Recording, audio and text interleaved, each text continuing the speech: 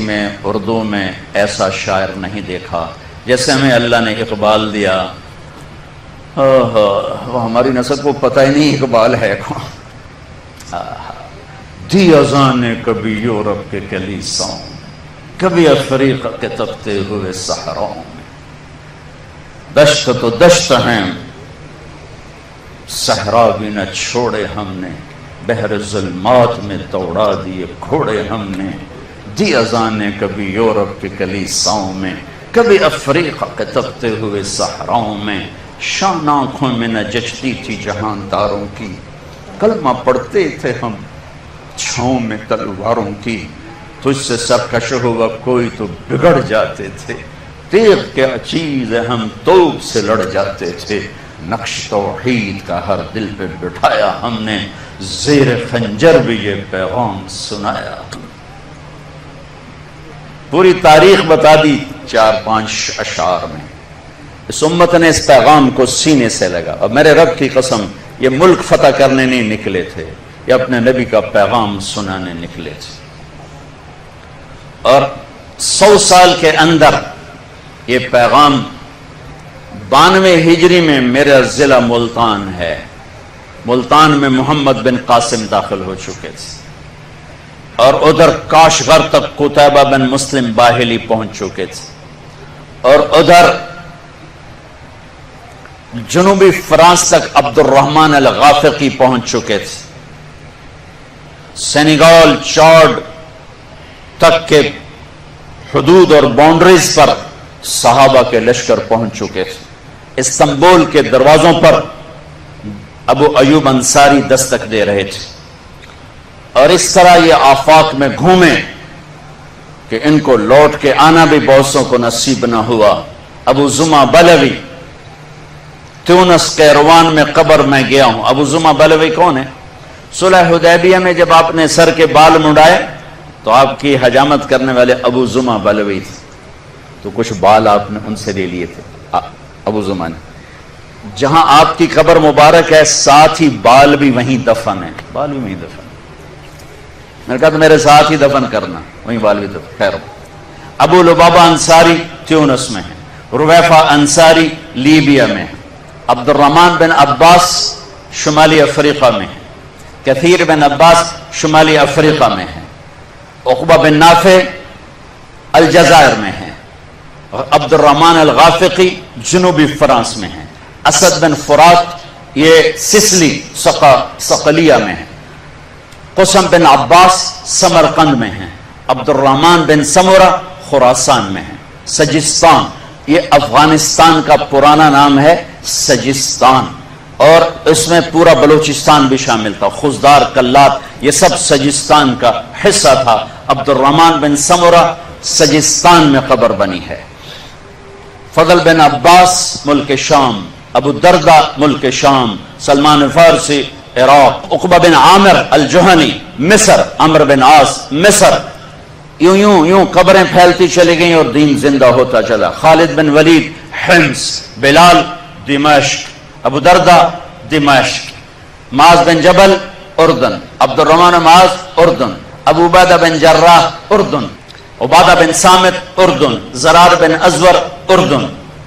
ایک لائن ہے 25,000 سوئے ہوئے ہیں، چند قبریں ہیں باقی زمین کے اندر سوئے ہوئے ہیں، گردش ایام نے ان کے نشان مٹائے پر اللہ کے علم سے تو نہیں مٹ سکتے۔ یوں گھروں سے نکلے، جو میں شعر پڑھا کرتا ہوں ان پہ فٹ آیا، میں تو ایسے ہی پڑھتا ہوں، اصل تو ان پہ فٹ آتا تھا، کبھی عرش پر کبھی فرش پر، کبھی ان کے در کبھی در بدر، ہمیں عاشقی تیرا شکریہ، میں کہاں سے گزر گیا۔ 92 ہجری سے پہلے ہمارے ملک میں اسلام داخل ہو چکا تھا۔ جنوبی ہند جتنا ساحلی بیلٹ ہے، گجرات کا علاقہ، سری لنکا کا علاقہ، مالدیپ کا علاقہ، یہ کاٹھیا واڑ کا علاقہ، یہاں یمن کے تاجروں نے اسلام پھیلایا۔ ہمارا تاجر جھوٹ کے سوا کچھ نہیں جانتا، الا کچھ سچے بھی ہیں، سود کے سوا کچھ نہیں جانتا، کچھ اس سے بچے ہوئے بھی ہیں۔ ہیرا پھیری کو تجارت کہتا ہے، دھوکے کو تجارت کہتا ہے، ملاوٹ کو تجارت کہتا ہے، ہڑپ کر جانے کو کاروبار کہتا ہے، لیکن پہلی صدی کا تاجر اس نے مال بھی بیچا اور کلمہ بھی پھیلا دیا۔ انڈونیشیا سورا تاجروں سے فتح ہوا، تاجروں کے ذریعے سے اسلام پھیلا۔ 92 ہجری میں یہاں اسلام آیا۔ میرا ضلع ملتان تھا اور کئی صدیاں سانگڑ کے پاس ایک شہر تھا منصورہ، جو اب مٹ چکا ہے، ٹھیکریاں پڑی ہیں اور ایک مسجد کا کھنڈر ہے، باقی وہ ختم ہو چکا ہے۔ کبھی دریائے سندھ کی ایک شاخ ڈیلٹا بناتی ہوئی یہاں سے گزرتی تھی اور پوری دنیا سے بحری قافلے یہاں آ کر رکا کرتے تھے۔ بہت بڑا اسلامی مرکز رہا منصورہ، سندھ میں اسلام پہلے آیا۔ محمود غزنوی رحمت اللہ علیہ انٹر ہوئے اور انہوں نے یہاں فتوحات کی، سلطنت قائم نے کی۔ شہاب الدین غوری رحمت اللہ علیہ نے یہاں سلطنت قائم کی، اور قطب الدین ایبک یہیں ہمارے لاہور میں، جب میں لاہور پڑھتا تھا انارکلی بازار ہوتا تھا، وہیں گھومنے پھرنے جاتے تھے، تو وہاں میں دیکھتا تھا، چونکہ میں تاریخ کا طالب علم بہت بچپن سے ہوں، تو مجھے بہت دکھ ہوتا تھا کہ قطب الدین ایبک کی قبر کوڑے کا ڈھیر پڑا ہوتا تھا۔ ضیاء الحق نے وہاں اس کا مقبرہ بنایا، اس کے شایان شان۔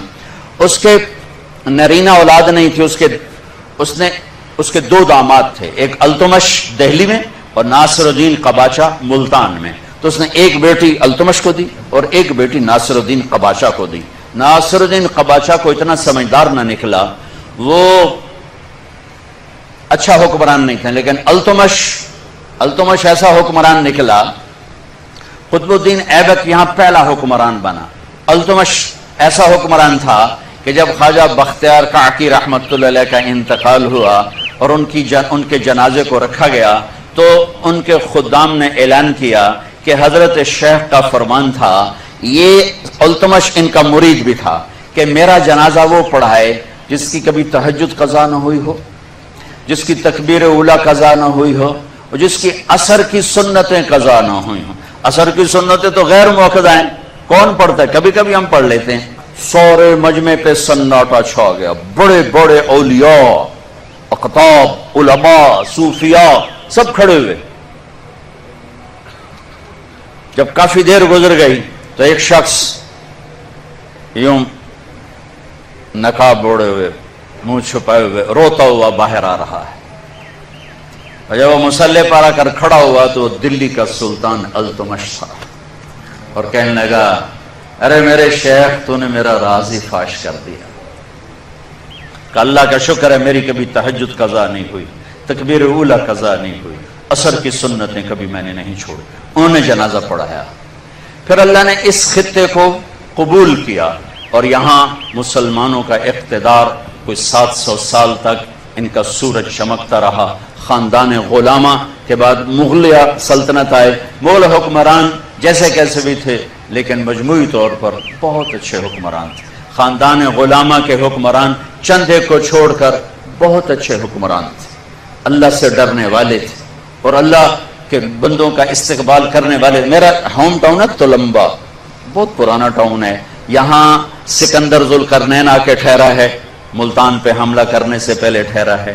یہاں محمود غزنوی آ کے ٹھہرا ہے، ملتان پر حملہ کرنے سے پہلے ٹھہرا ہے۔ اور یہاں تیمور آ کے ٹھہرا ہے، دلی کو لوٹنے کے لیے آیا تھا کم بخت، تو اس نے میرے تلمبے کو بھی لوٹا اور کھوپڑیوں کے مینار بنائے۔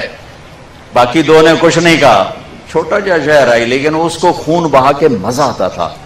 تیمور کہتا تھا جب خون نکلتا دیکھتا ہوں تو مجھے ایک سرور آتا ہے، میرے اوپر ایک کیفیت طاری ہو جاتی جب میں لوگوں کا خون ابلتے دیکھتا ہوں، اور بچوں کی چیخ و پکار اور عورتوں کی آہ و فغاں جب وہ کہتا میں سنتا ہوں تو مجھے ایک نشہ آتا ہے۔ وہ اس قسم کا بھیڑیا نما انسان تھا۔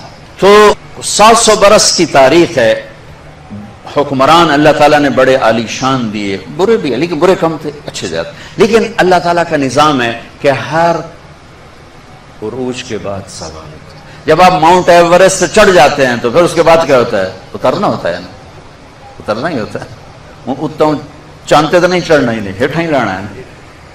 ایسے ہی جب قومیں ماؤنٹ ایورسٹ پر جاتی ہیں تو اترنا ایک لازمی پروسیس ہے۔ یہ ایک آیت وَتِلْكَ الْأَيَّامُ نُدَاوِلُهَا بَيْنَ النَّاسِ، ہم یہ دن ایسے ہی پھیرتے رہیں گے، کبھی ایک آگے کبھی دوسرا، کبھی یہ کبھی وہ، کبھی یہ کبھی وہ۔ یہ اللہ کا نظام ہے، نہ اہلوں کو زیادہ دیر حکومت نہیں دیتا ہے، کسی اور قوم، ان تتولوا یستبدل قوما غیرکم، اگر تم گڑبڑ کرو گے ہم تمہیں ہٹا کر کسی اور کو لائیں گے۔ تو رفتہ رفتہ رفتہ رفتہ رفتہ جب اسلامی سلطنت مسلمان سلطنت کے قابل ہی نہ رہے، جو آج میرے دیش کا حال ہے کہ کسی طبقے میں کوئی صلاحیت نہیں رہی اپنے نظام کو لے کر چلنے کی۔ اس لیے میں حکمرانوں کو برا اس لیے نہیں کہتا ہوں کہ میرا تو ریڑھی والا بھی ریڑھی پہ بیٹھ کے جھوٹ بول رہا ہے، تو بادشاہ سے کیسے توقع کروں کہ وہ سچ بولے گا، وہ 22ویں گریڈ والے سے کیسے کہوں کہ وہ بددیانتی نہیں کرے گا۔ لیکن شکر ہے کچھ شمع ابھی بھی فروزہ ہیں، سارا ایسا زوال نہیں، کچھ لوگ ہیں جن کی برکت سے میرا دیش قائم ہے، میری دھرتی قائم ہے، جن کے نام سے یہ نظام چل رہا ہے، اور ان کی دیانت سچائی وہ سورج کی طرح روشن ہے۔ زوال کیسے آتا ہے؟ جب صلاحیتیں ختم ہو جاتی ہیں، جب استعدادیں ختم ہو جاتی ہیں۔ جیسے جوانی پہ بڑھاپا آتا ہے تو وہ کام نہیں کر سکتا، قوموں پہ جب بڑھاپا آتا ہے تو وہ کوئی کام نہیں کر سکتے۔ اللہ نے کائنات کو چلانا ہے، اللہ اوروں کو لے کر آتا ہے۔ مغلیہ سلطنت 350 سال پورے کر کے اس زوال کا شکار ہوئی کہ قابل ہی نہ رہے۔ علماء اس زوال کا شکار ہوئے جو آج ہو رہا ہے، یہ اس وقت شروع ہو گیا۔ کفر کے فتوے، میں دھماکوں سے اتنا پریشان نہیں کہ جو مر رہے ہیں شہید ہو رہے ہیں، اور جو ظالم ہیں اگر یہاں نہ پکڑ گئے تو ایک دن اللہ نے رکھا ہے انہیں پکڑ کے دکھائے گا، پکڑ کے دکھائے۔ اس سے میرا ملک تباہ نہیں ہوگا، اس سے میرے ملک میں طاقت آئے گی، چونکہ قربانی سے چیز بڑھتی ہے۔ قربانی، حسین نے قربانی دی، آل رسول پوری دنیا میں پھیل گئے۔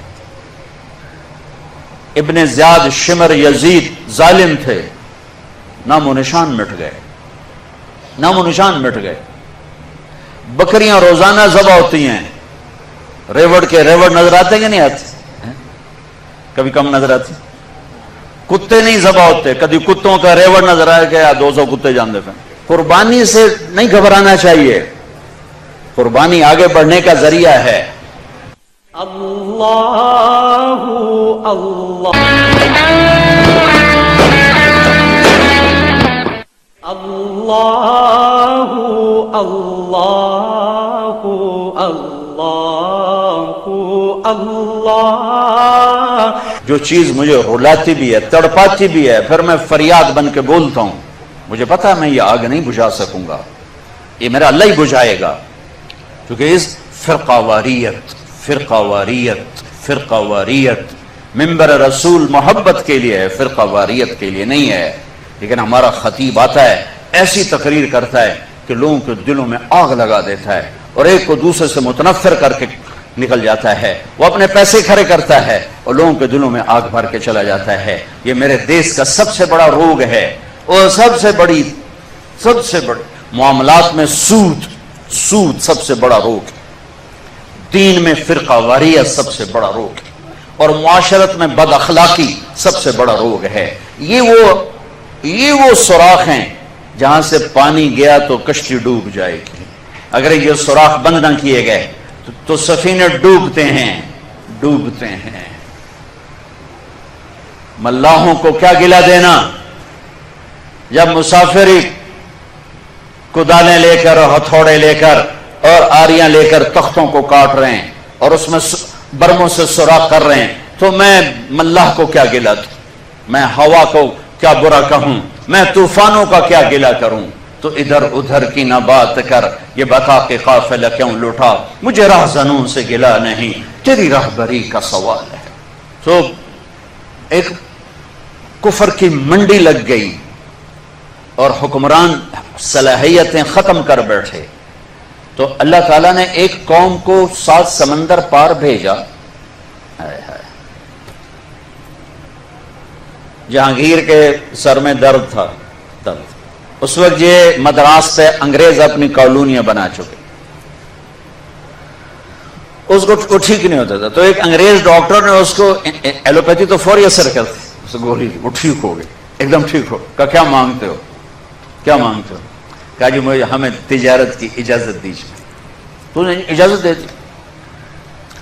تو اس کے ایک وزیر نے کہا، بادشاہ سلامت، مجھے یہ مکار نظر آتے ہیں، ان کو اجازت نہ دیں، یہ کل کو خطرہ بن سکتے ہیں۔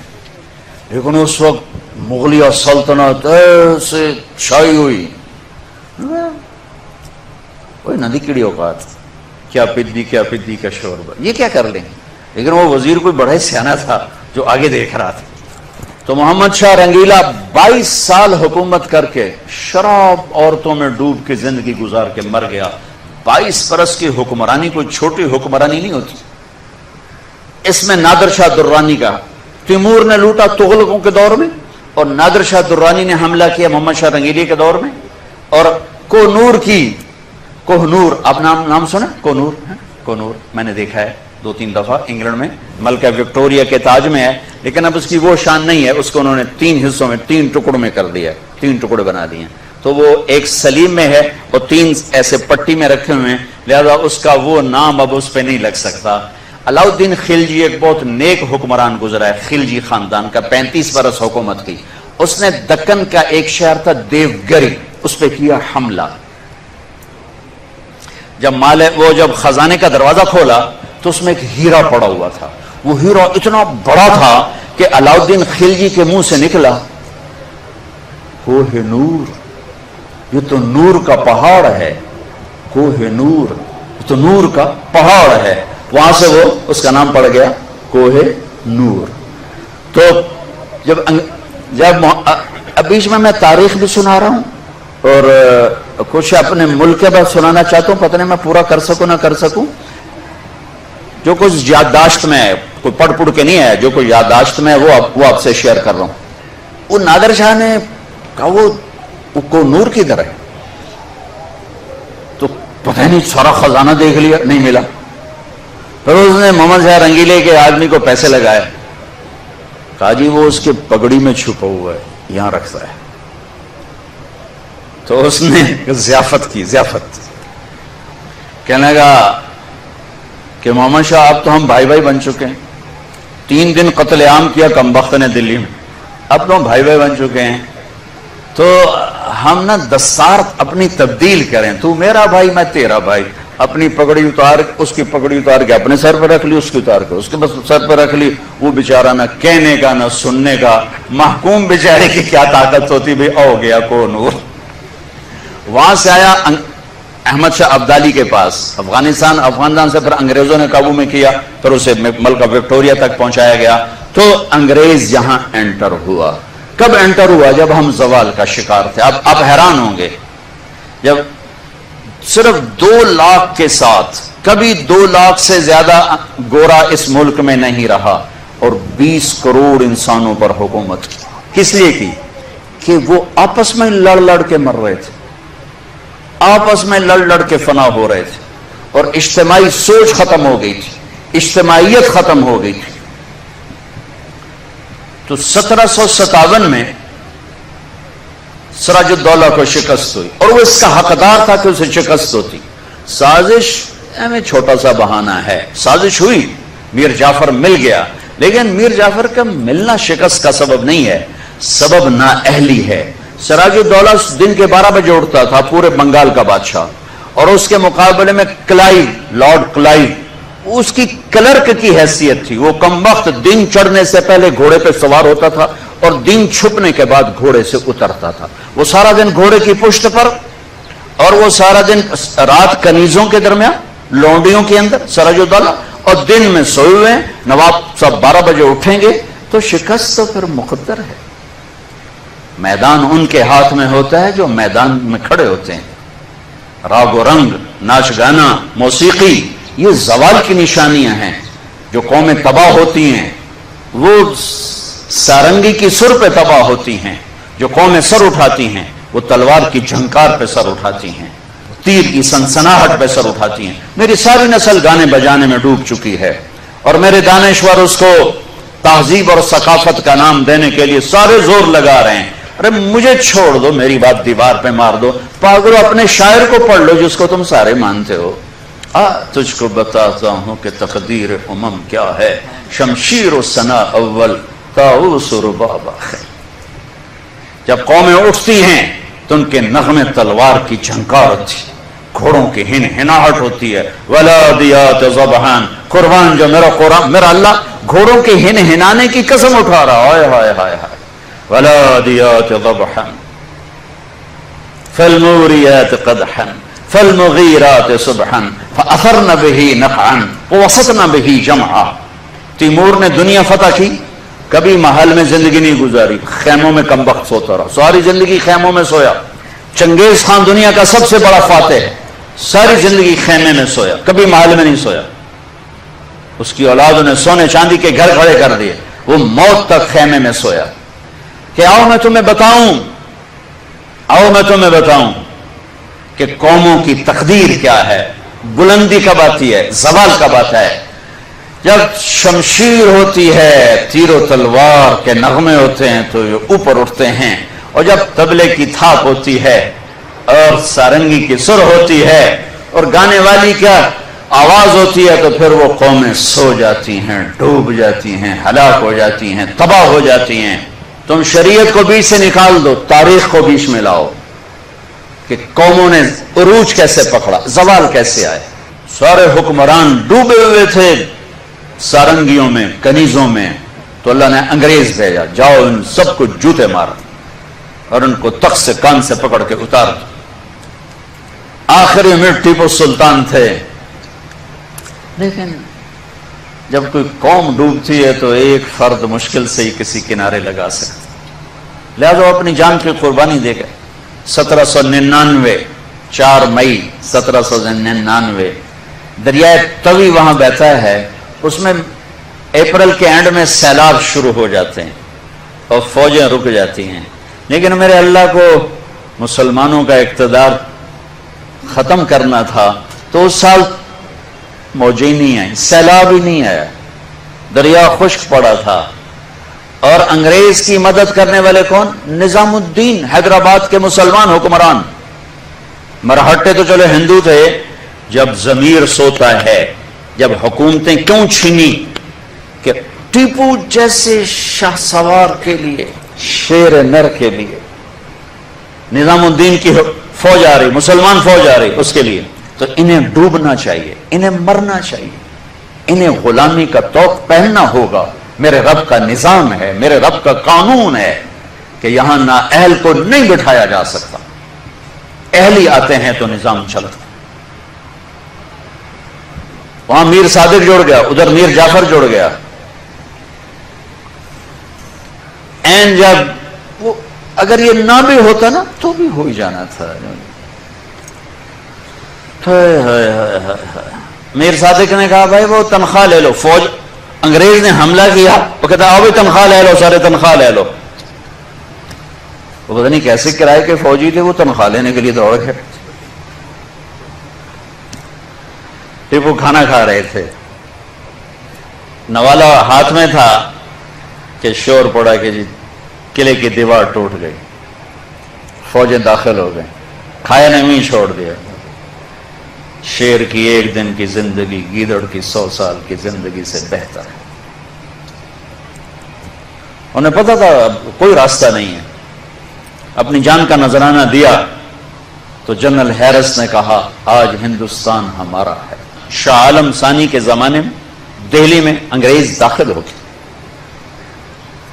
اور پھر بہادر شاہ ظفر جو 1857 کی جنگ آزادی، وہ ایک ایسے جیسے یہ ہمارا جلوس نہیں ہوتا، جلوس، ان جلوسوں نے کبھی کچھ کیا؟ جلوسوں سے خوش نہیں ہوتا، سوائے کہ 2-4 گڈیاں ساڑ دو، 2-4 سائن بورڈ بن دو تو جاندے گراہ گراندے بوجب لٹ لو۔ تو وہ ایک جلوس تھا، نہ کوئی نظم تھا، نہ کوئی ترتیب تھی۔ اور ظلم کا جواب ظلم نہیں ہوتا ہے۔ جب انہوں نے دلی پہ قبضہ کیا تو انگریز عورتیں تھیں وہاں، 70 انگریز عورتیں تھیں اور 30-40 بچے تھے، انہوں نے سب کو ذبح کر دیا۔ ان کے ساتھ اللہ ہوگا جو عورتوں کو ذبح کر دیں، جو بچوں کو ذبح کر دیں۔ میرا دین ظلم کی اجازت نہیں دیتا۔ حضرت علی اور یہودی آپس میں جنگ ہو رہی، خیبر قمواس کا قلعہ، ابھی بھی اس کی دیواریں کڑی، میں پچھلے سال گیا تھا وہاں، اس کو دیکھا تھا جا کر۔ یہاں سے حضرت علی چڑھے، دروازہ توڑا سر، تو اس پر وار کرنے لگے، اس نے منہ پہ تھوک دیا، اس نے منہ پہ تھوک دیا، تلوار پیچھے کر لی۔ کہ چلو دوبارہ. کہنے لگا ہیں دوبارہ کیوں؟ مجھے قتل کیوں نہیں کیا؟ تو میرے اوپر چھا گیا تھا. کہ پہلے تو میں اللہ کے لیے قتل کر رہا تھا، جب تو نے میرے منہ پہ تھوکا تو مجھے غصہ آ گیا. مجھے ڈر لگا کہ تمہارا قتل میرے غصے کی وجہ سے کہیں نہ ہو، اللہ نہ ناراض ہو جائے. میں تمہیں اللہ کے لیے قتل کر رہا ہوں. انہوں نے کہا میاں مجھے کلمہ پڑھا دے، مجھے نہیں لڑنا. اور جب اسلامی لشکر جاتے تھے تو حکم ہوتا تھا کسی بچے کو نہیں قتل کرنا، کسی عورت کو نہیں قتل کرنا.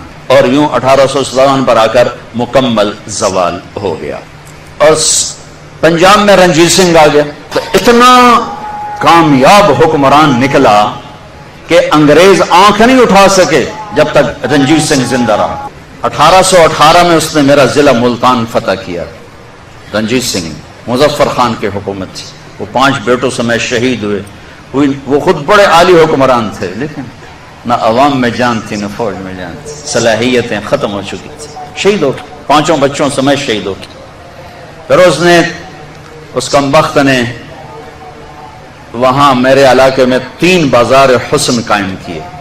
ایک ملتان میں بنایا طوائفوں کا اڈا، ایک کیروڑ پکا میں بنایا، اور ایک میرے تلمبے شہر میں بنایا. میں تو جب سے طوائفوں سے ملا ہوں مجھے طوائفیں مظلوم نظر آئی ہیں اور انہیں نچانے والے ظالم نظر آئے ہیں. ان کے جسموں سے کھیلنے والے درندے ہیں، انہیں گھنگرو پہنا کے نچانے والے بھیڑی اور درندہ نما انسان ہیں. وہ تو مظلومیت کی ایک عجیب داستان ہے. کون عورت ہے جو روزانہ کسی کے لیے تیار ہو؟ کس عورت کی فطرت ہے کہ وہ ہزاروں ہوسناک نظروں کے سامنے ناچے اور گھنگرو باندھے؟ وہ سٹیج پر ان کا گھنگرو چھنکتا ہے اور تنہائی میں ان کی آنکھیں چھلکتی. کہ میرے دیس کے مالداروں کا ظلم ہے کہ وہ انہیں نچانے کے لیے تو تیار ہیں، انہیں چادر پہنانے کے لیے تیار نہیں ہیں. میں ذمہ داروں کا بیٹا ہوں، میں نے سب اپنی آنکھوں سے دیکھا.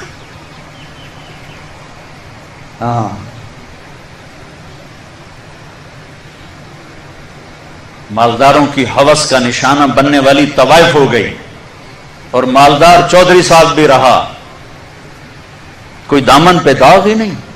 میاں صاحب کا میاں صاحب رہا، شیخ صاحب کا شیخ صاحب رہا، افسر کا افسر رہا، اور اس کے ماتھے پہ طوائف کا داغ لگا جو موت بھی نہ دھو سکی. رنجیت سنگھ کے مرنے کے بعد پھر کھڑک سنگھ بنا، وہ شراب بہت پیتا تھا، مر گیا. پھر شیر سنگھ بنا، نونہال سنگھ بنا، پھر آخر میں دلیپ سنگھ تھا. اس پر انگریزوں نے قبضہ کیا اور انگریز کا یہاں راج قائم ہوا. اور پوری انسانی تاریخ میں جیسے حکومت انگریز نے کی ہے آج تک کسی نے نہیں کی. وسعت کے لحاظ سے وسعت 6 بر اعظم پر آج تک کسی قوم نے حکومت نہیں کی سوائے انگریزوں کی. اور جیسی کیسی بھی ان کی حکومت تھی، انہوں نے لوٹا سب کچھ کیا، لیکن حکومت کرنا جانتے تھے، جہاں بانی کے اصول جانتے تھے. اللہ ایسے لچے لفنگوں کو انسانوں کی ڈور نہیں پکڑاتا. انہوں نے حکومت کو کر کے دکھایا اور نظام بنا کے دکھایا، نظام چلا کے دکھایا. پھر میرے اللہ کی رحمت متوجہ ہوئی، میرے اللہ کا غیبی نظام حرکت میں آیا، اور اللہ نے اس دھرتی کو، اس خطے کو وجود میں دینے کا ارادہ فرمایا. اور اس کے لیے اللہ تعالیٰ نے چند تڑپتے دلوں کو پسند کیا اور چند بے قرار روحوں کا انتخاب فرمایا. رونے والے مل جائیں نا تو بڑے بڑے کام ہو جاتے ہیں. کوئی رونے والا ملے، کوئی رونے والا ملے، کہ آنسو بڑی طاقتور چیز. بے قرار کا آنسو درم برم کر دیتا ہے فضاؤں کو، اور ہل جاتے ہیں آسمان کے سارے دروازے. کوئی بے قرار ہو کر اسے پکارنے والا ہو. امن یجیب المضطر اذا دعاہ ویکشف السوء. اللہ اللہ اللہ. تو میرے اللہ نے اپنا غیبی نظام، اپنے غیبی نظام سے تلوار نہیں چلی، توپ نہیں چلی، جنگ نہیں ہوئی، فوجیں نہیں میدان میں اتری. چند مخلص لوگ. یہ خواب دیکھا ہمارے شاعر نے، شاعر مشرق جس کو تم کہتے ہو، میں اسے شاعر مشرق و مغرب شمال و جنوب کہتا کہ دنیا پھری ہے، ادب سے لگاؤ ہے، عربی اور اردو میرے لیے ایک جیسا ہو گیا ہے، فارسی بھی پڑھی، فارسی کا کلام بھی، انگریزی ویسی ٹیکنالوجی کی زبان ہے، اس میں ادب کی وہ چاشنی ہے ہی نہیں۔ ہماری جماعت گئی 1996 میں انڈونیشیا، وہاں جنرل حبیبی اس وقت صدر تھے، لیکن وہ بنائے گئے تھے الیکشن کروانے کے لیے، ایکٹنگ پریزیڈنٹ تھے، وہ 6 مہینے کے لیے بنائے گئے تھے۔ ہماری جماعت ان سے ملی تو وہ فرمانے لگے کہ آپ لوگوں کو پتہ ہے کہ آپ لوگوں کا ہمارے اوپر ایک احسان ہے کہ ہم نے یہاں تحریک آزادی جو چلائی، آپ کے 2 آدمیوں کے پیغام کو اپنی زبان میں ٹرانسلیٹ کر کے، آپ کے اقبال کی شاعری کو اور آپ کے محمد علی جناح کی تقریروں کو ہم نے اپنی زبان میں ٹرانسلیٹ کیا اور اپنی نوجوان نسل کو یہ پیغام دیا اور ہم نے انہیں ابھارا اور پرتگال کے سامنے کھڑا کیا۔ میں نے کہا میرے دیش کے بچے کو تو پتہ ہی کوئی نہیں ہے محمد علی جناح کون تھے اور اقبال کون تھے۔ تو اللہ تعالیٰ نے علامہ اقبال کو یہ خواب دکھایا، اللہ نے اس کے دل میں یہ بات ڈالی، انہوں نے اس خواب کی تعبیر کے لیے محمد علی جناح کو ڈھونڈا، جن کو ہم قائد اعظم کہتے ہیں۔ پاکستان کے لحاظ سے تو واقعی ویسے تو قائد اعظم محمد مصطفیٰ صلی اللہ علیہ وسلم ہے کہ ان سے بڑا قائد کوئی نہیں، لیکن سیاسی میدان میں اور پاکستان کے لیے واقعی محمد علی جناح رحمت اللہ علیہ قائد اعظم تھے۔ تو اللہ تعالیٰ نے ایک بندے کے دل میں، ایک بندے کو خواب دکھایا، دوسرے کو تعبیر، اور انہوں نے میدان جیتا سچائی پر، سچائی پر، صدق پر، لگن پر، امانت پر، انسانیت کی معراج تھے یہ لوگ۔ محمد بخش نام تھا علامہ اقبال کے خادم کا، ہمیشہ اس کو محمد بخش کے نام سے پکارتے تھے۔ ایک دفعہ نام نے لیا، کسی اور طرح سے پکارا تو وہ کہنے لگا آپ نے اب مجھے نام سے کیوں نہیں پکارا؟ کہا میں نے اللہ کے نبی کا نام کبھی بغیر وضو کے نہیں لیا، آج میرا وضو نہیں تھا اس لیے میں نے تمہیں تمہارے نام سے نہیں پکارا۔ اللہ نے ان 1436 سالوں میں 2 ریاستیں اسلام کے نام پہ بنی، 2 ریاستیں، ایک مدینہ منورہ کی ریاست جس کی بنیاد میرے محبوب نے رکھی، محمد مصطفیٰ صلی اللہ تعالی علیہ وسلم نے رکھی، پھر گردش ایام کچھ 14 صدی گھومی اور میرے رب کو ایک خطہ بنانے کا میرے رب نے ارادہ کیا، اور اس کے لیے وہ رات چنی جتنی میں نے تاریخ پڑھی ہے، میں نہیں پڑھا، میں ساری پڑھ لی جتنی میں نے پڑھی ہے، ملک بنے بھی ٹوٹے بھی کوئی ملک کوئی خطہ 27 رمضان کی رات نہیں بنا۔ یہ واحد ملک ہے، یہ واحد دھرتی ہے، یہ اتفاق ہو گیا، او جی ایم ہی ہو گیا اچانک۔ اس کائنات میں کوئی چیز اتفاقا نہیں ہوتی، سب ایک نظام سے ہوتا ہے، اتفاق سے نہیں ہوتا، انتخاب سے ہوتا ہے۔ ملک نے آزاد ہونا تھا، ایک ٹکڑا ملنا تھا، اللہ رحمت علی کی قبر پہ رحمت اتارے، کیا نام رکھ کے گیا؟ پاکستان، سبحان اللہ، پاک زمین۔ خواب تو بڑا اچھا دیکھا تھا، ہم اس کو تعبیر کا سہرا نہ پہنا سکے۔ 27 رمضان، 14 اگست، یوں جوڑ دی اللہ تعالیٰ۔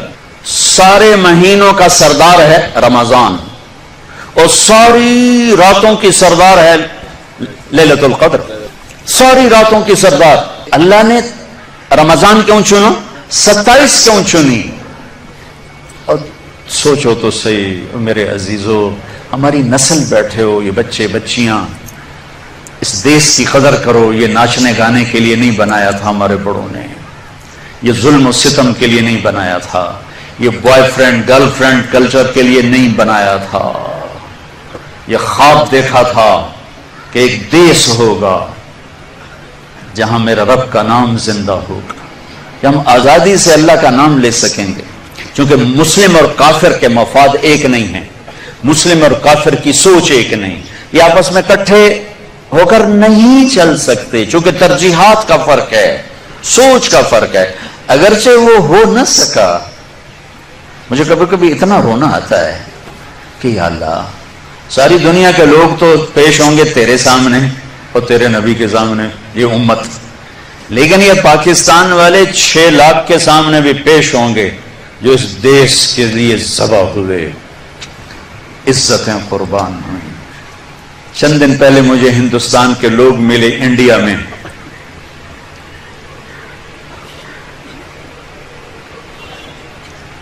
تو ان کا یہ ہم گشت کر رہے تھے، سکھوں کا محلہ تھا، تو ایک بوڑھی خاتون آئی کہ بیٹا میرے پتروں نے بھی مسلمان بناؤ۔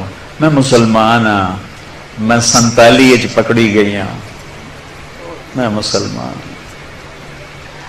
میری ساری اولاد سکھ ہے، کوئی نہ مسلمان بنا چھوڑو، میں آج تائیں ایمان نو اپنے ہاں نہ لایا۔ ایسی لاکھوں بیٹیاں تھیں۔ اگر ناچنا گانا ہی کرنا تھا تو انہیں ذبح ہونے کی کیا ضرورت تھی؟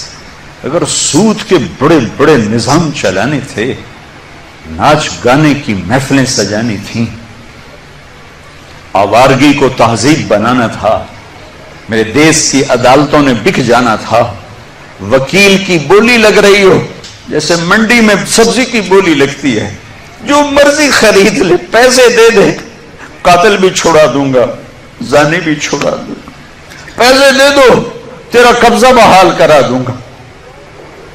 جج کے قلم کی قیمت لگ چکی ہو، اتنے پیسے دے دو، سائن کروا لو۔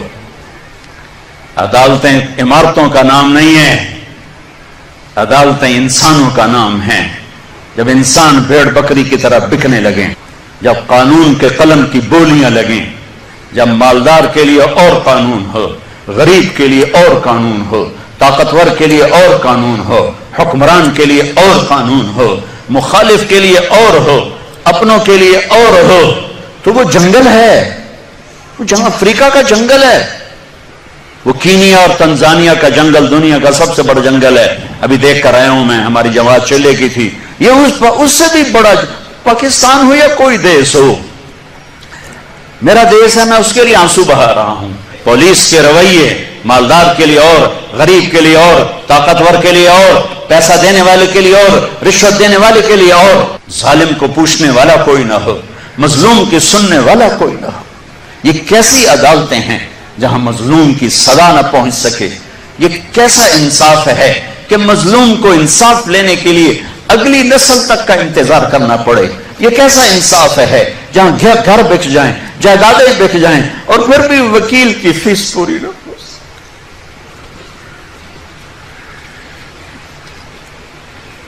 ہمارے بزرگوں نے بہت اچھا خواب دیکھا، بڑے ذبح ہوئے، بڑے ذبح ہوئے۔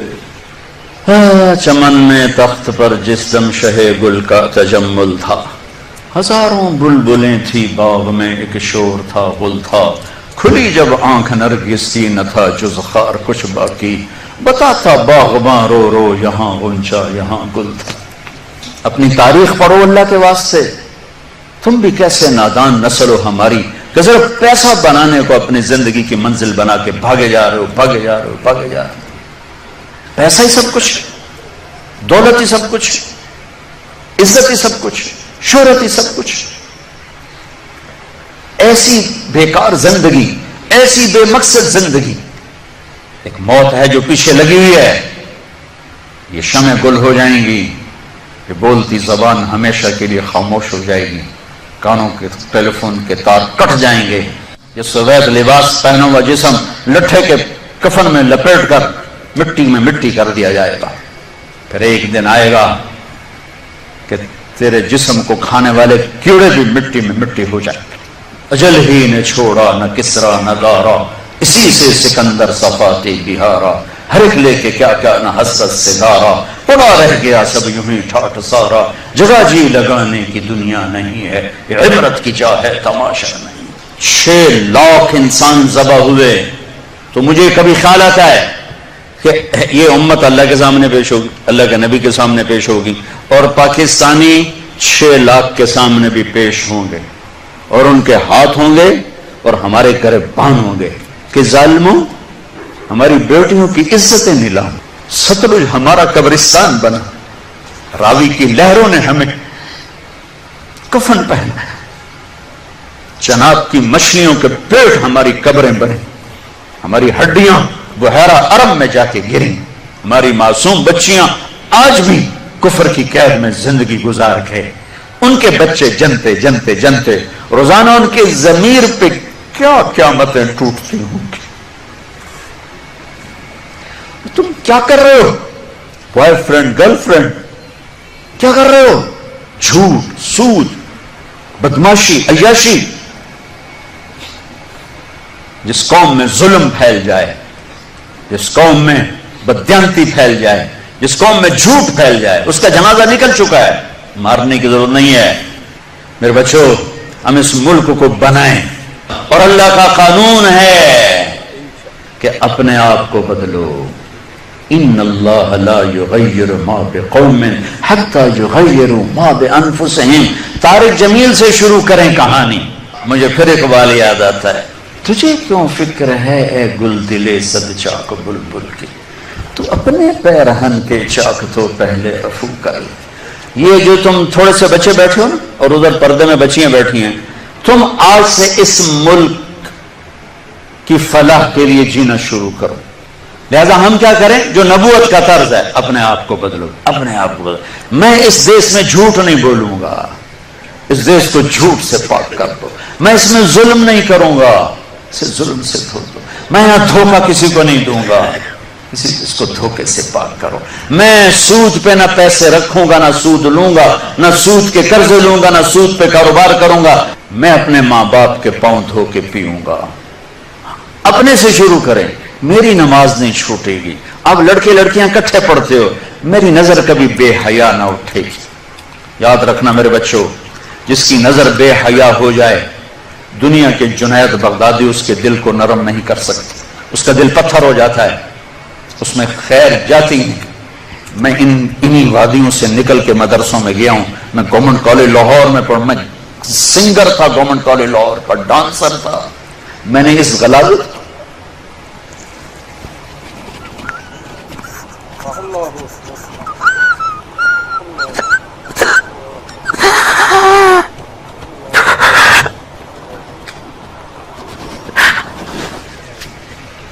میں نے ان اندھیروں میں سفر کیا ہوا ہے، میں نے ان ابلتے گٹروں کا پانی پیا ہوا ہے۔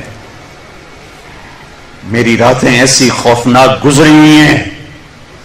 میں کسی عالم گھر کا نہیں تھا، ایک بڑے ذمہ دار کا بیٹا تھا۔ میرے رب نے میرے نصیب وہاں سے نکالا، میں اس کا شکر گزار۔ اپنی جوانی کو داغدار نہ کرنا، 2 ٹکے کے نہیں رہو گے۔ میرے بس میں نہیں ہے کہ میں لڑکیوں کی تعلیم الگ کر دوں، لڑکوں کی الگ کر دوں، لیکن یہ تو کہہ سکتا ہوں کہ اپنی نظروں کو حیا سکھا دوں، انہیں حیا کا سرما لگا دوں، ورنہ میرے رب کی قسم ذلت کے سوا کچھ نہیں۔ پاکدامنی اور حیا جیسا زیور کائنات میں کوئی نہیں ایمان کے بعد۔ آؤ بھائی ہم اپنے دیش کو ٹھیک کریں ہیں۔ ہمارے بچے 14 اگست مناتے ہیں، سیلنسر کھول کے موٹر سائیکل بھگانا شروع کر دیتے ہیں۔ یہ انسانیت ہے یا حیوانیت؟ ون ویلنگ کرتے ہوئے مر جاتے ہیں، حرام موت مرتے ہیں، خودکشی کی موت مرتے ہیں۔ ہمارے لیے 14 اگست کی رات بڑی مقدس رات ہے۔ موٹر سائیکل نہ دوڑاؤ، ناچ گانے نہ کرو، مسجدوں میں جا کے بیٹھو۔ یا اللہ تیرا شکر ہے تو نے اتنا خوبصورت ملک دیا، ساری دنیا پھری ہے، ایسا خطہ کہیں نہیں دیکھا، ایسا خطہ کہیں نہیں دیکھا، ایسی خیر کی شکلیں کہیں نہیں دیکھی، ایسے علم والے، ایسے زہد والے، ایسے نوجوان۔ برائی اگرچہ ہے لیکن جو خیر کا پہلو میں اس ملک میں دیکھتا ہوں پوری دنیا میں کہیں نہیں دیکھتا، پوری دنیا میں۔ تو میرے عزیزو، ہم اپنے اللہ سے اس نعمت کے شکرانے میں وہ کریں جو اللہ ہم سے چاہتا ہے۔ ہم اس ملک کو ٹھیک کریں کہاں سے؟ طارق جمیل سے۔ یہاں وہ یہ کر رہا ہے، وہ یہ کر رہا ہے، وہ یہ کر رہا ہے، اس کو بند کر دو، وہ دیکھو کی کر گیا, وہ کہ کی کر گیا. اندھے ہو جاؤ, بہرے ہو جاؤ, گونگے ہو جاؤ, اپنے عیب دیکھو, اپنے عیب سنو, ضمیر کی آواز سنو, دل کی دھڑکوں سے اٹھنے والی باتیں سنو, اور پھر قرآن سامنے رکھو, قرآن پڑھو. تم سب سے کہتا ہوں قرآن پڑھو, قرآن پڑھو, تاکہ ممبر پر بیٹھنے والے کا تمہیں پتا ہو کہ یہ ہمیں پیغام دے رہا ہے یا آگ لگا رہا ہے, یا ہمیں نفرتوں میں دھکیل رہا ہے یا محبت کے پھول دے رہا ہے. اور اپنے نبی کی زندگی پڑھو, اپنے نبی کی زندگی پڑھو. میں کسی فرقے کا ترجمان نہیں ہوں, میں اسلام کا ترجمان ہوں, میں اسلام کا ترجمان ہوں. یہ بھڑکتی آگ ہے جس نے سارے خرمن کو جلا دیا ہے.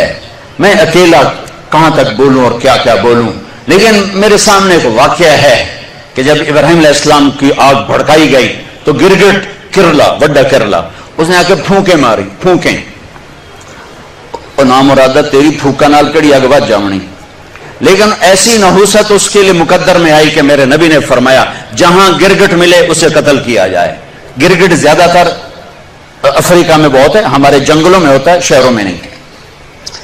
کبوتر نے کیا کیا, اس نے چونچ میں پانی بھرا اور جا کر ابراہیم علیہ السلام کی آگ کے اوپر گرایا. میرے کو پوچھنی تو کوئی نہیں, پر میرا نات لکھ بجھاون والے ہیں. تو میرے اللہ نے کبوتر کی ایسی محبت ڈالی لوگوں کے دلوں میں کہ حرمین میں کبوتر کے سوا کوئی پرندہ کوئی. ہزاروں پرندے گنبد خضرا کا طواف کر رہے ہوتے ہیں, ہزاروں کبوتر بیت اللہ کا طواف کر رہے ہوتے ہیں, ہزاروں کبوتر مسجد نبوی کا طواف کر رہے ہوتے ہیں, اور ساری دنیا سے آنے والے مسلمان کو دانا ڈال رہے ہیں, دانا ڈال رہے ہیں. یہ اس کبوتر کی طفیل ہے جس نے 2 چونچ پانی گرایا تھا. میں کچھ نہیں ہوں, میں ایک کبوتر ہوں جو 2 چونچ پانی گرا رہا ہوں. اس بھڑکتی آگ کو میں نہیں بجھا سکتا, لیکن میں اس آگ کو میں پھونک نہیں مار سکتا. میں پھونک مارنے والوں میں اپنا نام نہیں لکھانا چاہتا. میں اللہ کے رسول کے دربار میں پیش ہو کے کہنا چاہتا ہوں, یا رسول اللہ, میں نے تو آپ کی امت کو جوڑنے کی کوشش کی تھی, آگے تمہاری مرضی, شیعہ بنو, سنی بنو, بریلوی بنو, دیوبندی بنو, وابی بنو, جو مرضی ڈھول بجاؤ, ارے مسلمان بن کے رہو, مسلمان بن کے رہو, امت بن کے رہو, امت بن کے رہو. اللہ اللہ اللہ